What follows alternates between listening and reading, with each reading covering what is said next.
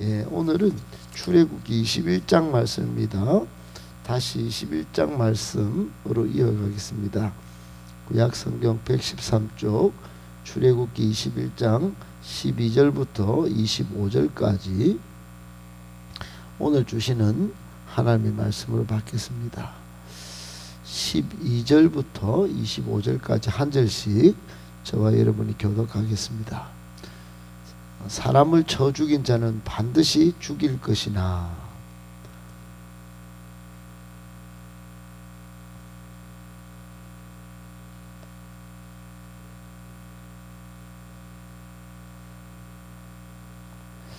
사람이 그의 이웃을 고의로 죽였으면 너는 그를 내 제단에서라도 잡아내려 죽일지니라.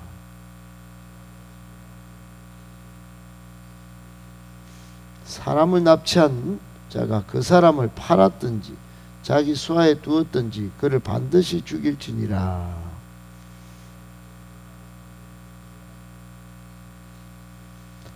사람이 서로 싸우다가 하나가 돌이나 주먹으로 그의 상대방을 쳤으나 그가 죽지 않고 자리에 누웠다가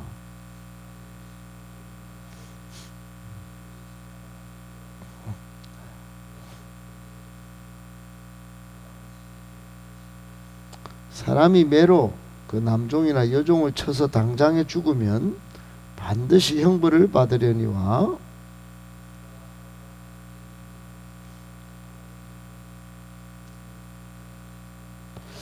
사람이 서로 싸우다가 임신한 여인을 쳐서 낙태하게 하였으나 다른 해가 없으면 그 남편의 청구대로 반드시 벌금을 내되 재판장의 판결을 따라 낼 것이니라.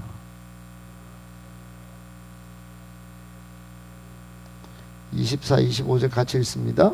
눈은 눈으로, 이는 이로, 손은 손으로, 발은 발로, 된 것은 된 것으로, 상하게 한 것은 상함으로, 때린 것은 때림으로 갚을지니라.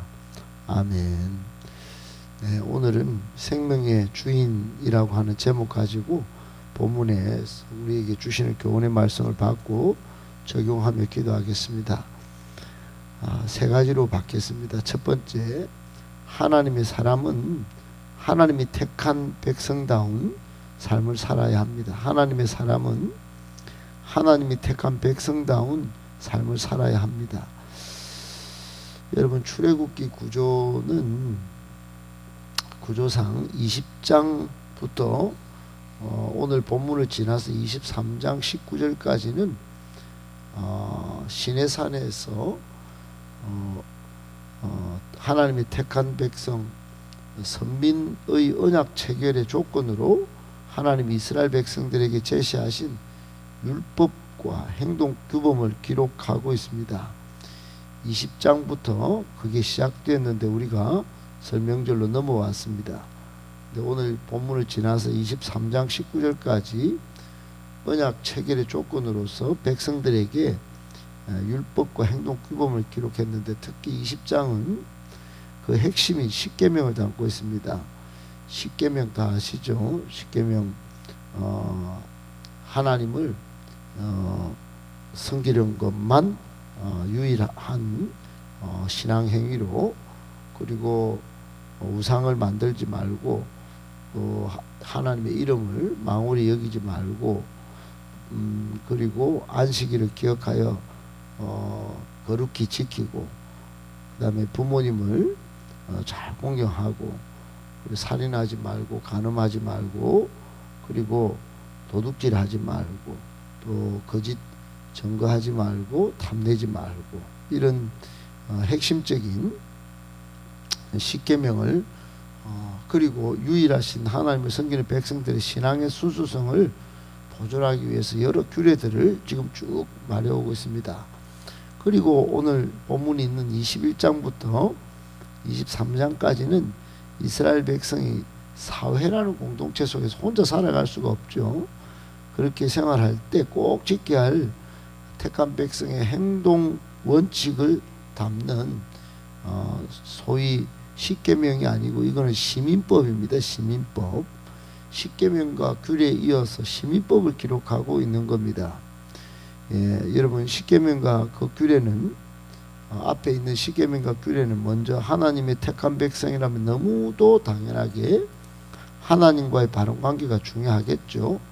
그래서 십계명의 1부터 4계명이 하나님과의 바른 관계, 즉 대인 관계에 앞서서 대신 하나님과의 관계가 바르게 우선적으로 선행되어야 한다는 걸 굉장히 강조합니다. 이게 바로 정립되지 않으면 대인 관계에도 실패한다는 걸 기억하라고 하나님이 먼저 이렇게 대신 하나님과의 관계 10계명을 4계명을 주신 거죠. 그리고는 인간관계의 관계에 따른 시민법도 준수하라고 이제 5계명부터 10계명을 주시고 그 시민법으로서 구체적으로 지금 쭉 말씀하고 있는 것입니다. 여러분 생각해 보세요.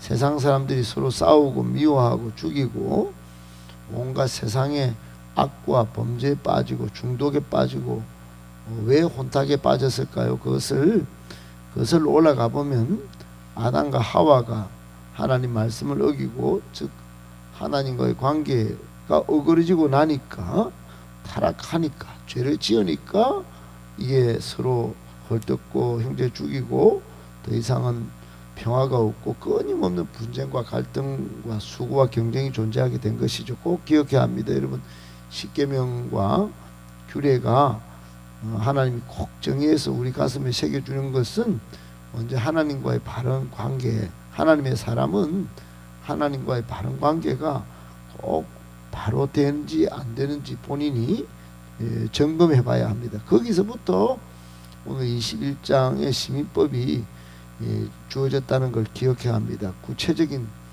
내용이 이제 하나하나 둘씩 이렇게 나오는데, 우리는 한 정치 집단의 그냥 시민, 국민이 아니에요.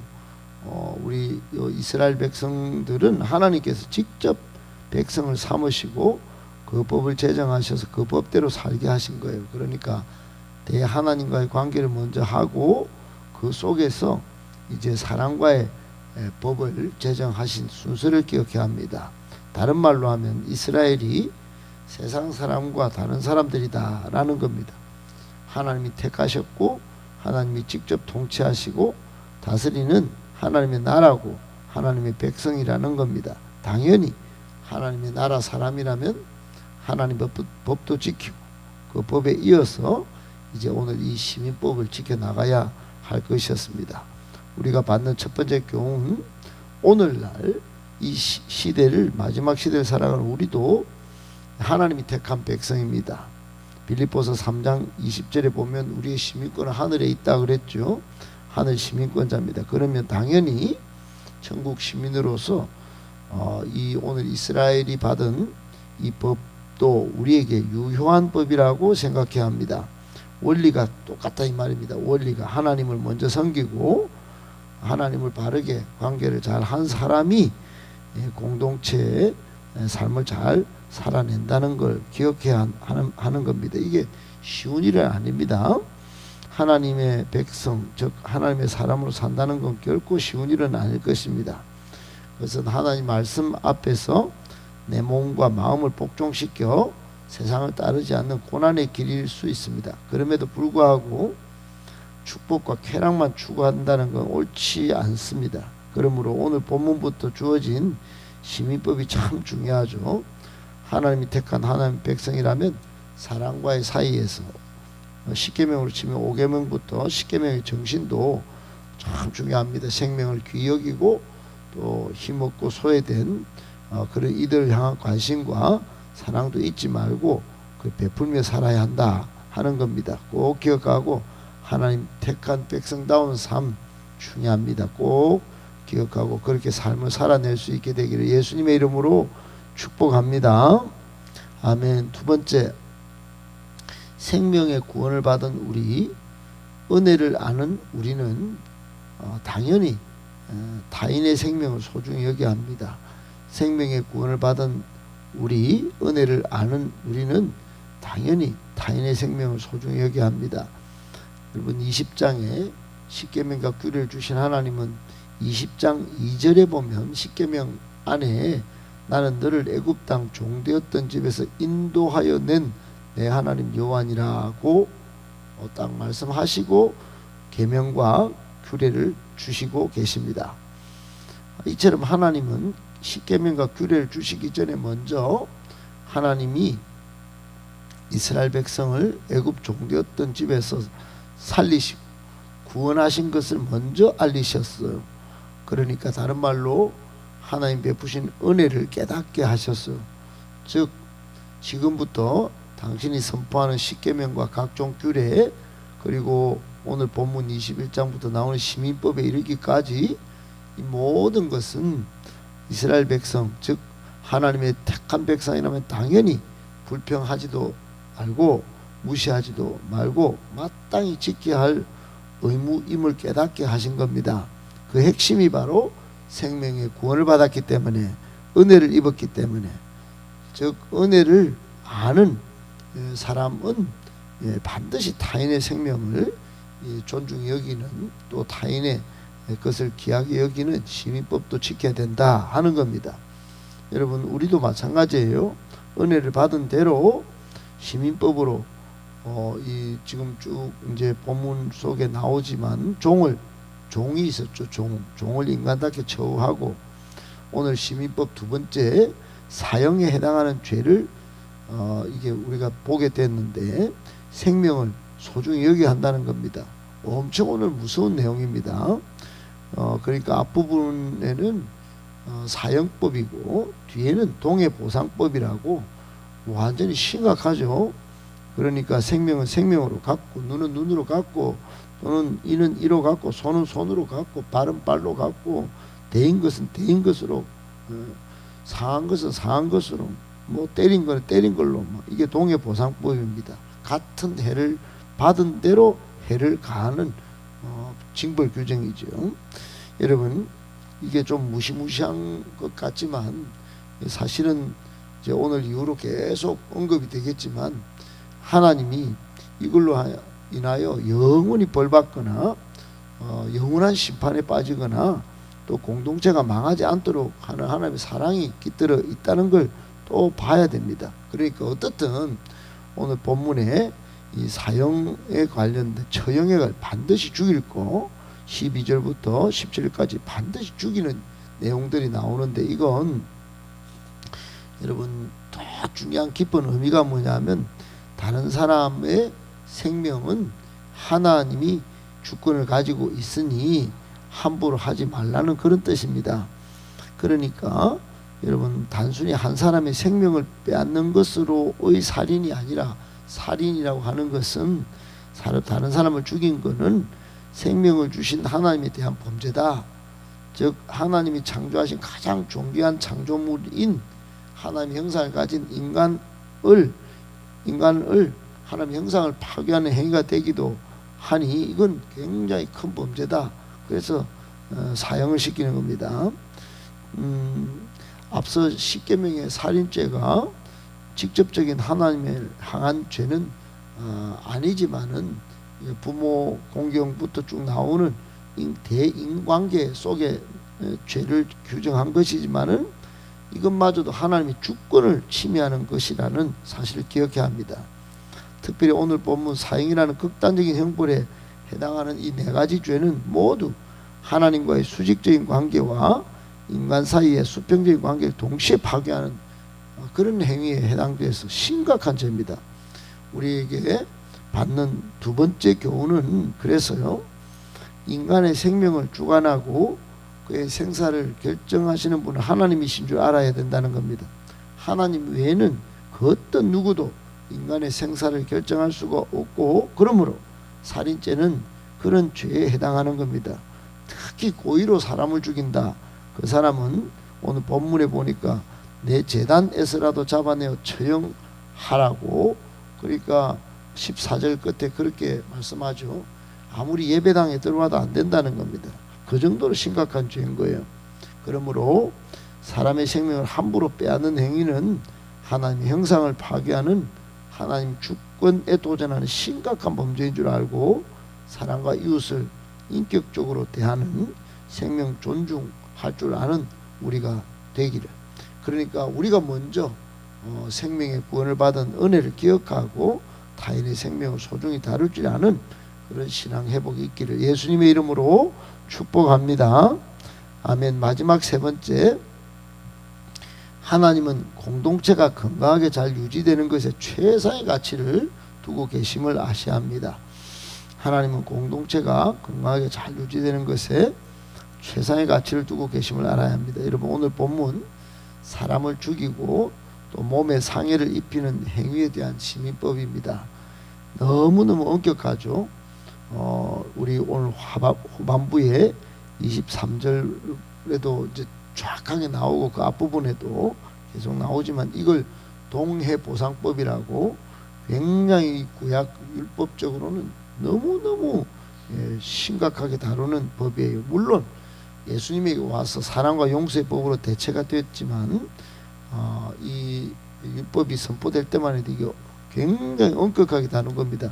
죽이는 사람은 죽이고 또 그에 해당하는 상해를 입힌 사람은 똑같이 이렇게 보상하는 그런 법. 하나님은 왜 이 두 가지 엄격하게 이렇게 다루셨을까요? 하나는 죽이는 처형법, 하나는 동해보상법. 여러분, 이 두 가지가 공동체의 존립을 위협하는 것이기 때문입니다. 여러분, 그렇지 않겠어요? 하나님이 택한 이스라엘 공동체가 하나님과의 관계에서 또 사람 간 화평 속에 건강하게 잘 유지되기를 소망하셨는데, 그런데 서로 죽인다, 또 몸에 상해를 입힌다. 이건 굉장히, 그러니까 하나님 나라 공동체를 유지하고 확장하고 보존하기 어려운 그런 사건으로 본 것입니다. 하나님은 이 이스라엘 공동체가 파괴되고 무너지는 것을 눈에 두고 보시지 않는 것입니다. 그러니까 이 동해보상법을 함무라비 법전에도 나오는 이 동해보상법을 여기 적용한 겁니다. 물론 그 의미는 아까도 하나님의 사랑에 기인한 것이기 때문에 다른 것이죠. 그럼에도 불구하고 동해보상법 무시무시합니다. 이것을 그렇게 두신 이유는 공동체를 잘 보존 유지하기 위해서라는 것입니다. 우리가 받는 마지막 교훈 그렇습니다. 여러분, 본문에 사형에 해당하는 죄에 대하여 극단적인 형벌을 하나님 택하셨는데 이유가 공동체 유지가 얼마나 중요한지 그렇게 하나님이 보시는지 하는 겁니다. 하나님 나라 유지 확장이 얼마나 중요하게 이게 이 사람 생명과 다른 사람 상해 입히는 걸 여러분 여기시는지 알 수가 있다는 겁니다. 하나님 나라에 속한 사람, 특히 하나님 백성은 공동체의 건강성을 유지하고 보존하고 확장하는 것이 너무너무 중요합니다. 그냥 건물만 덩그러니 있고 프로그램만 돌리는 게 중요한 게 아니고 공동체를 건강하게 유지하고 확장하는 것, 하나님은 최상의 가치를 두신 거 기억하고 우리도 오늘날 이 정신을 잘 이어받아서 건강한 교회 꼭 이루어가게 되시기를 예수님의 이름으로 축복합니다.